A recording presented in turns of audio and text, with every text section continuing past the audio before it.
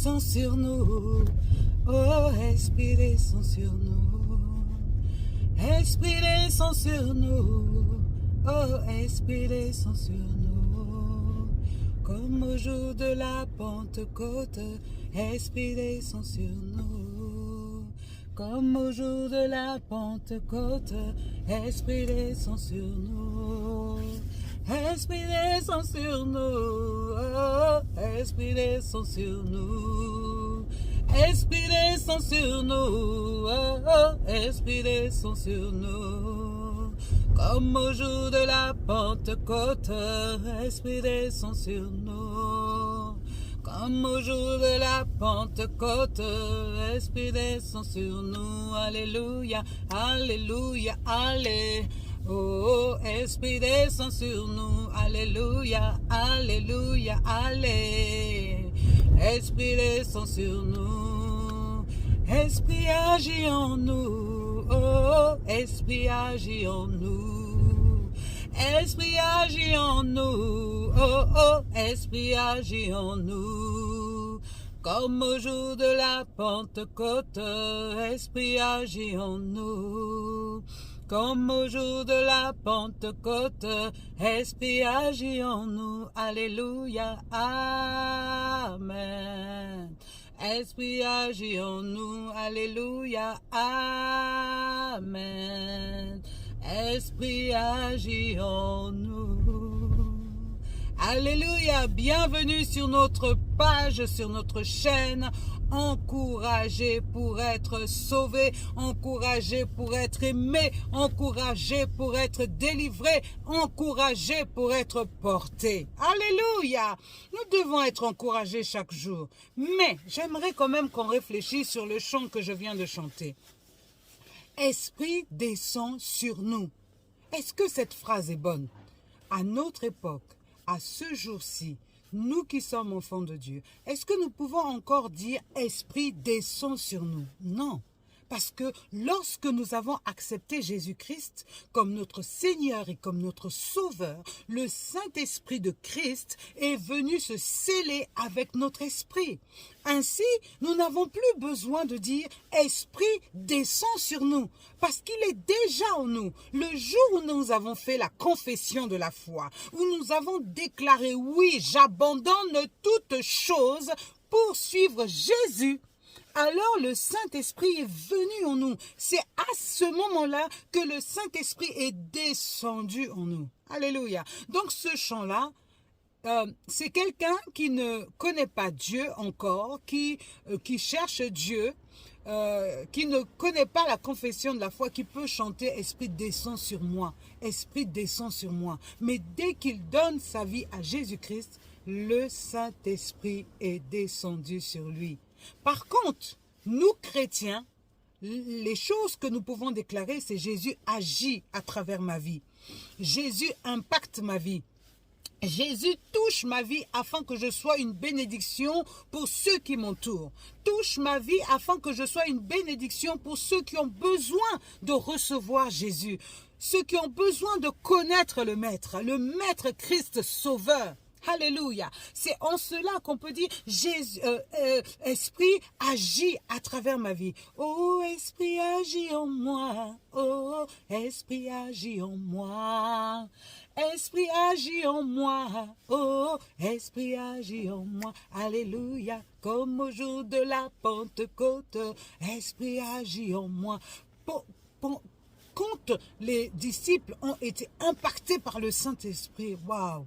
Ce qui s'est passé, c'était quelque chose d'extraordinaire. Les gens qui ne savaient pas parler, qui n'ont pas fait de grandes études, ont déclaré les choses de Dieu. Ils ont fait une synthèse de l'histoire biblique.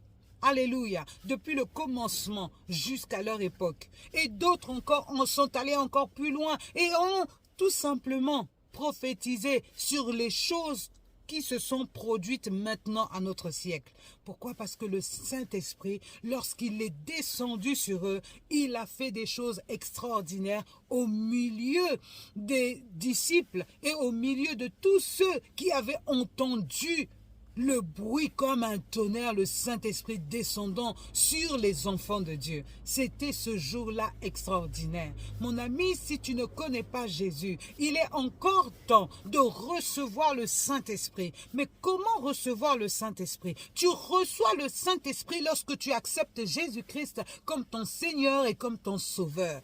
Comment? Tu vas me dire, mais comment est-ce que je peux recevoir Jésus comme mon Seigneur et mon Sauveur? Tu dois juste faire une déclaration, mon ami.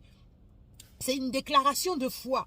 C'est une déclaration qui sort de ton cœur. C'est une conviction personnelle que là, oui, Jésus est mon sauveur.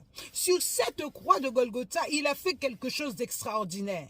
Il a fait un transfert d'identité. Il a pris mon identité, c'est-à-dire il a pris tout ce qui était mal en moi et il m'a donné tout ce qui était bien de lui. Alléluia. C'est pour cela, mon ami, aujourd'hui même, si tu veux que le Saint-Esprit descende sur toi, recherche Jésus.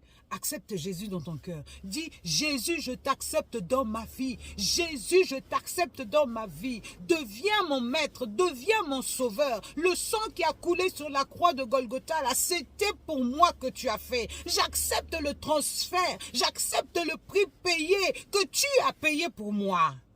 Lorsque tu déclares ça, tu sais, tu n'as pas besoin de faire de grandes phrases. Ça sort de ton cœur, mon ami. Ça sort droit de ton cœur. Et quand ça sort droit de ton cœur, personne ne peut t'arrêter. Parce que c'est tellement sincère. C'est ton cœur, c'est ton esprit à l'intérieur qui est en train de se bouger et qui réclame la présence du Saint-Esprit.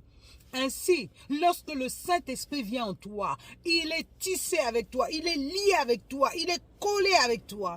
Et les choses de ta vie vont commencer à changer. Tu sais, tout ce que tu faisais là, qui était compliqué, tu n'arrivais pas à arrêter. Tu vas arrêter parce que le Saint-Esprit sera ton aide. Le Saint-Esprit sera ton aide à tout jamais. Ne lâche pas sa main. Mon ami, si tu acceptes Jésus-Christ aujourd'hui, fais-moi un pouce. Fais-moi un pouce. Fais-moi un pouce pour que je sache que ce que je dis vraiment porte quand même du fruit, quoi. D'accord? Fais-moi un pouce si tu as accepté Jésus-Christ dans ta vie. Si tu es enfant de Dieu, fais-moi un pouce, un grand pouce. Dis, yes Colette, j'ai accepté Jésus-Christ et je ne le lâcherai pas. Je ne le lâcherai pour rien au monde parce qu'il est mon salut, il est ma force, il est ma joie, il est mon espérance. C'est-à-dire que quand je suis down, il est là avec moi. J'aime ces prières-là. J'aime ces prières-là. Oh Seigneur, maintiens-nous toujours dans ta foi. Maintiens-nous toujours dans ta foi, quelles que soient les situations. Alléluia. Mon ami, je te souhaite une bonne journée. Prends conscience que tu n'es pas seul.